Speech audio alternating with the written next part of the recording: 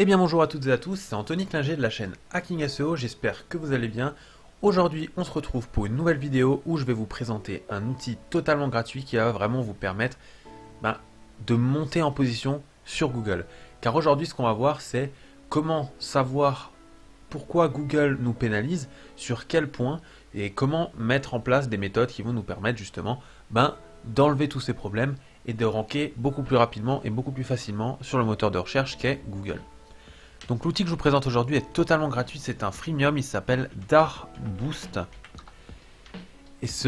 Donc il suffit de taper Darboost sur Google. Et en fait cet outil va vous permettre littéralement de tester, analyser et optimiser votre site web grâce à un audit en fait, si vous voulez, des performances de votre site. C'est-à-dire qu'on va rentrer l'URL de notre site et cet outil va nous donner un peu toutes les caractéristiques de notre site en termes de rapidité.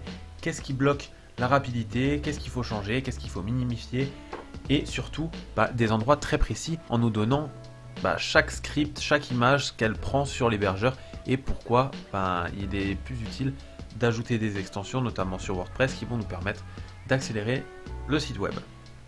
Donc ici, on arrive sur une page assez simple, Darboost. Ce qui nous intéresse ici, c'est ce petit encas là où on va rentrer l'URL du site internet qu'on souhaite sur lequel on souhaite faire un audit, en fait, analyser, qu'on va optimiser par la suite. Alors, le site que je vais mettre ici, c'est tout simplement mon portfolio à moi, mon book à moi, donc rien de très intéressant, mais on va l'utiliser comme exemple. C'est pas un site que je gère de plus que ça, donc il n'y aura pas énormément de choses là-dessus. Je rentre mon URL, je clique sur démarrer. Et voilà, ici il charge un petit peu, il nous explique qu'il est en train de regarder, de checker un peu tout ce qu'il y a sur le site, de rapporter toutes les données, de toutes les collecter et de toutes les trier.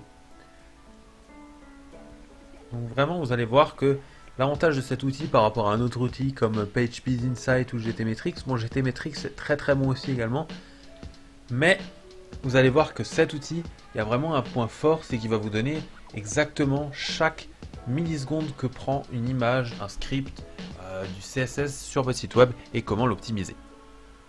Voilà, donc là on arrive vers la fin de l'analyse et donc il va nous donner un rapport complet qu'on pourra télécharger uniquement en s'inscrivant gratuitement. Alors je précise que si je fais cette vidéo, c'est uniquement pour vous aider, qu'il n'y a aucun placement de produit, rien du tout. Voilà, on arrive sur une page qui est très simple à comprendre et c'est vraiment là l'avantage, c'est que vous soyez un novice ou que vous soyez un expert, c'est vraiment très facile à comprendre. Donc voilà, je savais que ce site n'était pas au top au niveau du PageSpeed, donc là aujourd'hui ça va vraiment être sur le PageSpeed qu'on va analyser le site, tout simplement car le PageSpeed c'est en fait l'une des sources principales qui fait que Google va ou non vous référencer à une haute position sur Google. Donc là, qu'est-ce qu'il faut voir? Donc là, on a un petit PC avec l'image de couverture de notre site web. Et là, on a surtout un indice en pourcentage de qualité en PageSpeed. Donc là, je suis à 59%, c'est pas dégueulasse, mais c'est pas super non plus. Ici, on nous indique 16 problèmes, 14 améliorations et 65 succès. Ça veut dire 65 choses qu'on a plus ou moins bien faites qui vont contribuer au bon référencement de notre site. Avant de passer sur cette partie-là, aussi, on peut passer tout de suite sur cette partie-là. Alors, il nous explique ici qu'il a simulé le lancement de notre site avec un navigateur comme Google Chrome, avec un serveur venant de Paris, et que le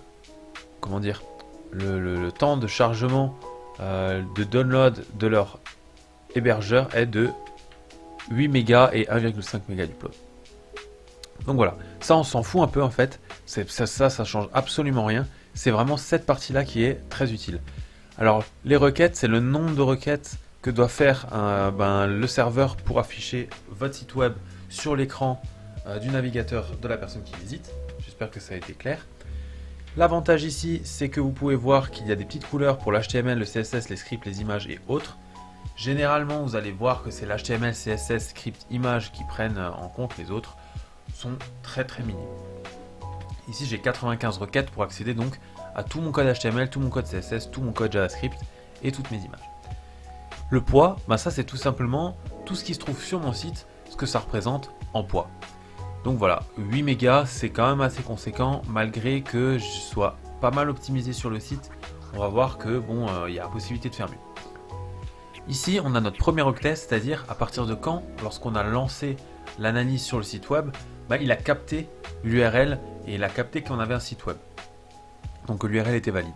Le début de l'affichage, c'est donc là où on va avoir en général une page blanche quand on a un site qui est assez lent. C'est un peu le cas.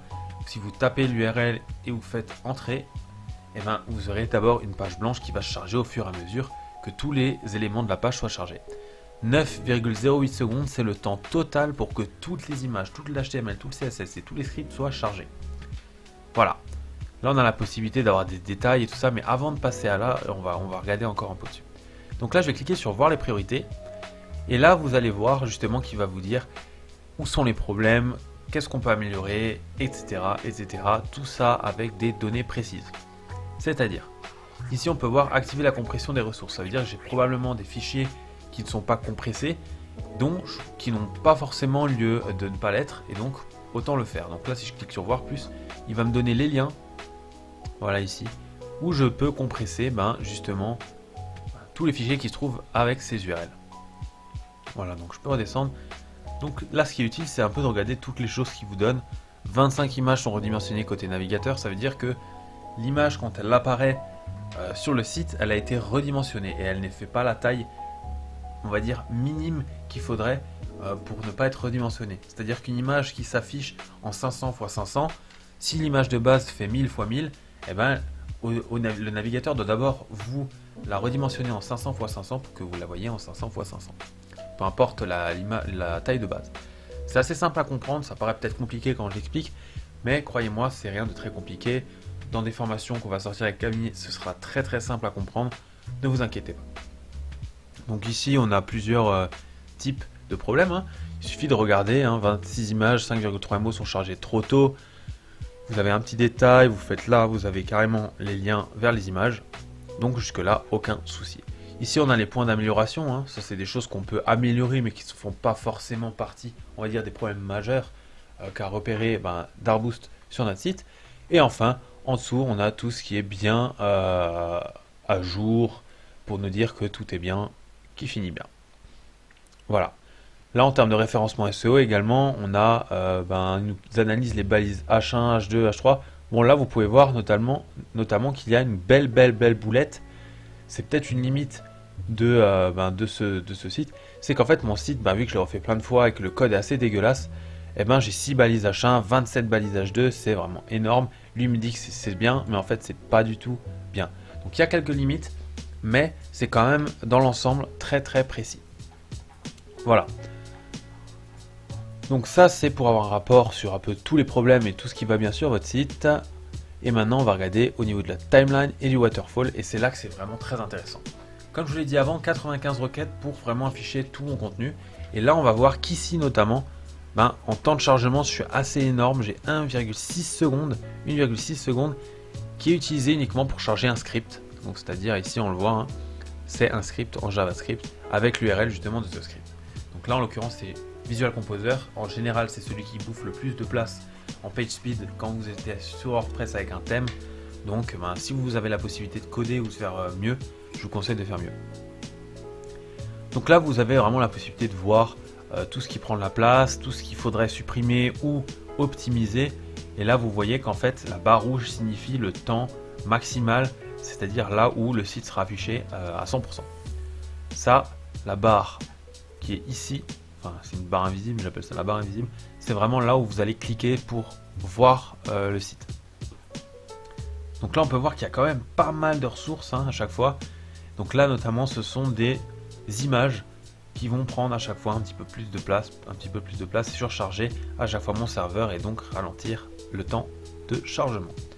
Donc ça, c'est vraiment un graphique, un diagramme plutôt, qui est vraiment très très intéressant si vous voulez savoir qu'est-ce qu'il faut optimiser pour vraiment avoir une rapidité optimale. On peut faire la même chose en faisant le détail des étapes, où là par exemple on va être plutôt du côté serveur, on va dire, où là ça va dépendre de votre hébergeur que vous avez choisi et de la formule que vous avez choisie sur votre hébergeur. Donc là je ne vais pas m'attarder trop là-dessus, c'est vraiment suivant ce que vous payez pour votre hébergeur et chez qui vous êtes. Un autre truc intéressant par la timeline et le waterfall, c'est le chargement des images. On clique ici et là en fait Bah voilà. Ici, si vous voulez, c'est le slider de base que j'ai sur mon site. Il me dit le début d'affichage se fait à 2,79 et il est totalement visible à 5,29. Donc ça va, c'est à peu près potable, mais il faudrait que j'arrive à descendre à 3 secondes. Ce serait vraiment top. Donc là, si je scroll, vous pouvez voir qu'en fait, voilà, avec les millisecondes, à partir de quand? À partir de d'ici, en fait, mon image apparaît quasiment d'un coup. Donc c'est à dire qu'elle n'est pas préchargée, elle arrive comme ça d'un coup. Donc voilà, ça c'était assez, c'est juste histoire de. On va dire que si vous analysez bien votre timeline waterfall et les différents points ici, vous aurez largement de quoi optimiser votre site web pour qu'il soit mieux référencé sur Google. C'est la partie qui est un peu chiante, un peu longue, mais qui va vraiment faire exploser le trafic de votre site si vraiment vous la maîtrisez comme il le faut. Le SEO, on a tendance à souvent trop le négliger, à faire que du Facebook Ads, que de l'Instagram Ads, que du marketing d'influence, que tout ce que vous voulez, du payant, du SIA, alors que le SEO, c'est quand même quelque chose qui est pérenne, qui va vous permettre de durer dans le temps. Donc je vous conseille vraiment d'acquérir un maximum de compétences dans ce domaine. Donc Dairboost, je vous mets le lien dans la description. Pas de partenariat, mais vraiment un outil que j'ai découvert qui est vraiment top pour comprendre le page speed de votre site. Voilà, c'était Anthony Klinger de la chaîne Hacking SEO.